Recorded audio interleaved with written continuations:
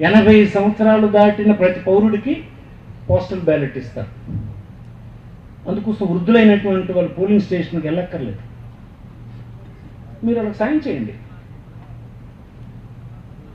వాళ్ళు బ్యాలెట్కి అప్లికేషన్ పెట్టించి ఓటేయించే పని చేయండి. అందుకోసం ఆ పోస్టల్ బ్యాలెట్ ప్రతి వాలంటీర్కి నేను ఏం చెప్తున్నా అంటే పోస్టల్ బ్యాలెట్ వేయించండి. పోస్టల్ బ్యాలెట్కి అప్లికేషన్ నింపిస్తే పెట్టించేయండి. దివ్యాంగులకు కూడా ఇస్తారు ఓటు. కొత్తగా ఎలక్షన్ కమిషన్ ఇది ఇస్తారు, రూల్స్లో అది ఇచ్చింది. వాళ్ళు పోలింగ్ స్టేషన్కి వెళ్ళలేరు, నడవలేరు, ఈ బాధలన్నీ. తర్వాత మన పట్ల కూడా కోపంగా ఉన్న వాళ్ళు కొంతమంది ఏమనుకుంటారంటారు, ఇలాగెలగెలగెలగెలగేయాలి మీరు నొక్కియాలని చూస్తుంటారు. ఆ నొక్కిడలగట్టేవాళ్ళు మనం ఎలా చేయడానికి వీల్లేదు. అవసరమైతే మీరే ఏజెంట్లుగా లోపల కూర్చోవలసి వస్తుంది. జ్ఞాపకం పెట్టుకోండి, మీకు అప్డేట్ లేదు, ఆ బ్యారియర్స్ ఏం లేవు. వాలంటీర్ అంటే సర్వీస్ రూల్స్ బట్టి ఏం లేవు. అవసరమైతే వాలంటీరే ఏజెంట్గా కూర్చోవలసిన పరిస్థితి వస్తుంది. అది కూడా మేము ఆలోచన చేస్తున్నాం.